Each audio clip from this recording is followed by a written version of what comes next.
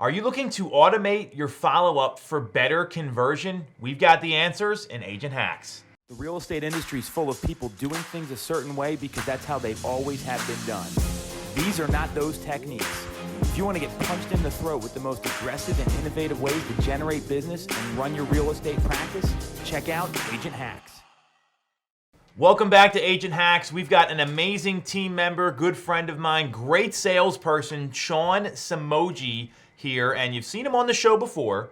And what I want to go over today is something that you're using, and you've been using it for a while, but we've had some real breakthroughs in conversion. So it's about automating your follow-up. So let me give you the background here, and then Sean's going to take the lead because he's the one doing it. So open house this past weekend, 17 people through. That's pretty crazy, right? It's pretty good. A lot of people to deal with.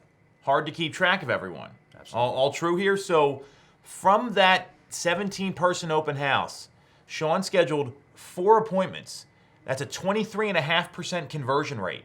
Unheard of in real estate. Online leads are like 2-3%. Open houses typically benchmark at 10%. So how did you do it all? And I know you scheduled all these in like a 1 or 2 day period. So why don't you walk everyone through how you're using technology to leverage your conversion?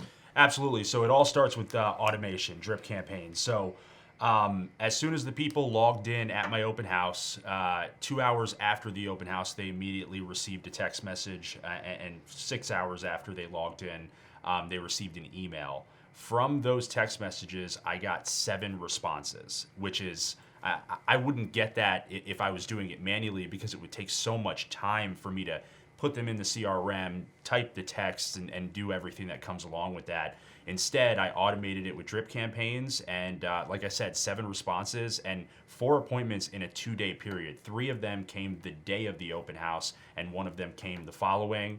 And I've already been to 2 new construction appointments with the clients, and it's going really well.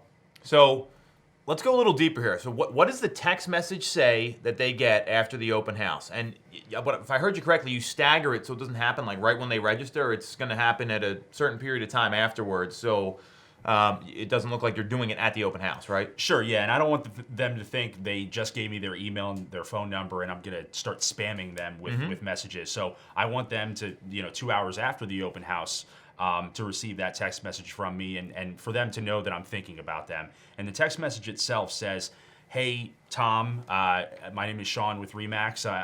We met at the open house at 123 Main Street. I just wanted to get some feedback on what you thought of the home, and I also wanted to see how I could help with your home search." And that was received really positively. So not anything new, pretty simple text. Yep. And so then when you get the text back, like then you get an alert and you can actually jump in and have a real conversation with them? Exactly, yeah. The smart drip campaign auto pauses so it won't start texting them, "Hey, just wanted to check in." And at that point, I jump in, and the appointments were pretty easy to set because the people came in unrepresented or unhappy with their current agent. And, we take it from there. Well, and you already met them face-to-face, right? So that has a lot of value. We've talked about video a lot on the show here, where it gets you face-to-face. So you were face-to-face with them. And following up with 17 people the day of an appointment after you've been at an open house all day on a Sunday, Yep. Is that something you would normally do?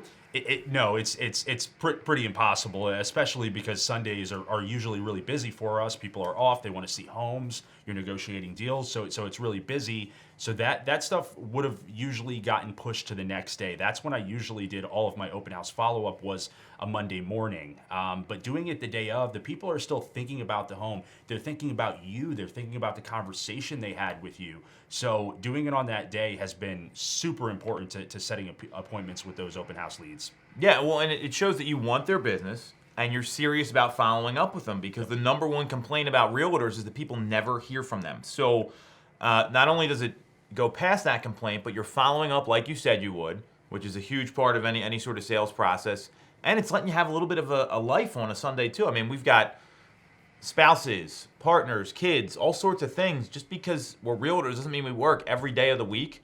So it sounds like you bought back some time by putting the prep in to get these drip campaigns set up. Exactly. That's exactly what I did, and my wife appreciates it, which is always a good thing. So, and it doesn't stop at open houses. I mean, you could push it even further and do it for online leads, different lead sources, and it's been super important to our success here. 100%. So just to give you some background on this, We have a CRM where everything gets uploaded to. We have an app that we use for people to sign in at the open house. So Sean's not typing in the name, address, phone number, because that's not an income producing activity. There's technology to do this stuff.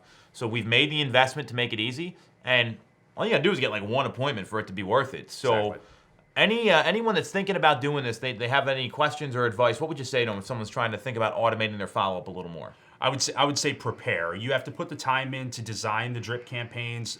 Some of the CRMs already have some design, but they take some tweaking to make it work appropriately. So put the time in. You want the drip campaign not to sound like you're a machine. You want it to sound like it's coming from you, because if you ultimately set an appointment with that person and start talking to them, then you're talking as yourself. So you want it to sound like you. You want to make sure it has the appropriate steps, and it's going to continue to follow up with the person.